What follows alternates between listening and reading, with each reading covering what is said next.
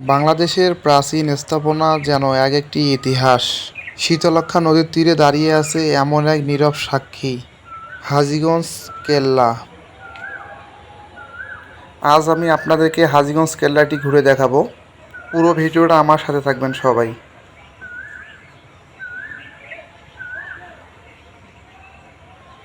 এটা হচ্ছে কেল্লাটার বাইরের দিক, আর আমি বাইরের দিক থেকে কিছু ভিডিও করছি। তো এটা হচ্ছে বাইরের দিকটা। বাইরের দিক থেকে কিন্তু আরও সুন্দর লাগে।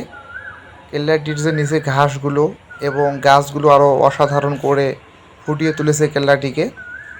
আমরা এখন কেল্লার ভিতরে প্রবেশ করব। আপনাদেরকে পুরো কেল্লার ভিতরটা দেখাবো ঘুরে ঘুরে।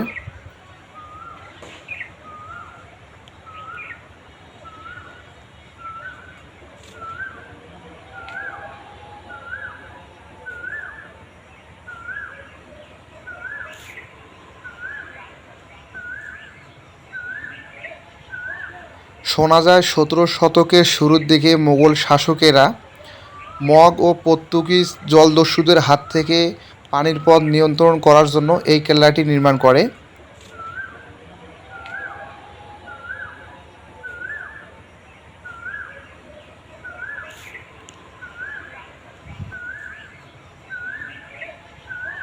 ভিউটা কিন্তু অসাধারণ কেল্লাটার।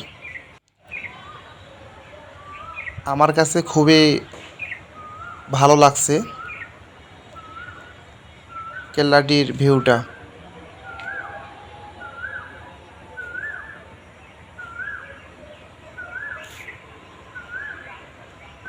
এটি হচ্ছে কেল্লার ভেতরের দিকটা।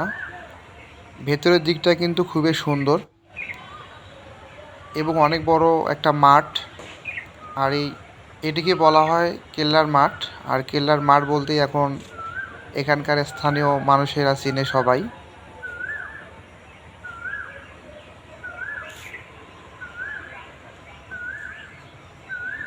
দেয়ালের মাঝে মাঝে ছিদ্র দেখতেছেন। এই ছিদ্রগুলো জলদস্যুদেরকে প্রতিহত করার জন্য এই ছিদ্রগুলো করা হয়েছিল। আর এই ছিদ্র দিয়ে অস্ত্র ব্যবহার করছিল মুঘলেরা, যাতে করে জলদস্যুদেরকে প্রতিহত করা যায়।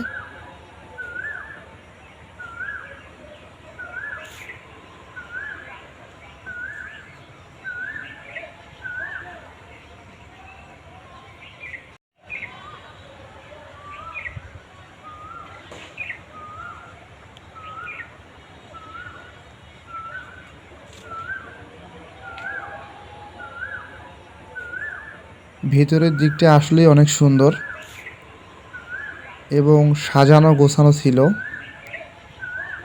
অনেক দিন আগের যেহেতু এই দুর্গটি এখনও কিন্তু অনেক সৌন্দর্য বহন করে এবং দূর দূরান্ত থেকে এখানে দর্শনার্থী ঘুরতে আসে।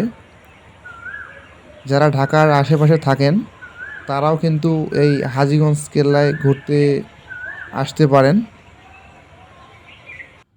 খুবই চমৎকার এবং নিদর্শন একটা জায়গা।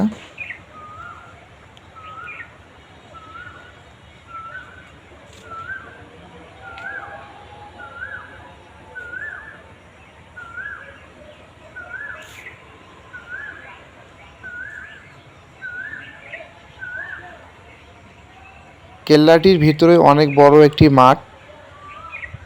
মানুষের কাছ থেকে শোনা যায়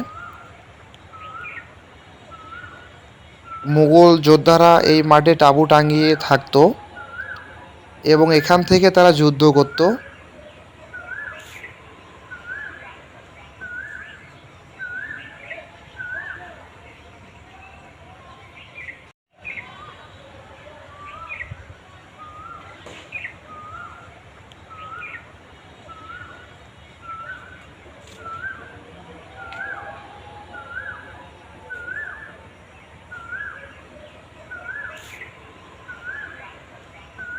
কেল্লার মাঠের মাঝখানে এটা হচ্ছে আওয়াজ টাওয়ার।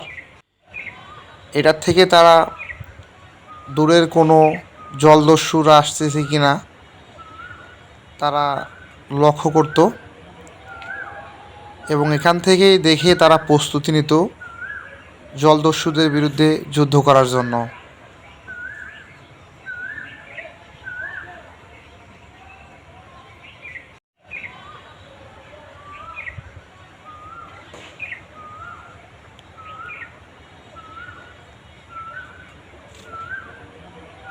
ভিডিওটা কেমন হয়েছে অবশ্যই কমেন্ট করবেন আর আমার সাথে থাকবেন।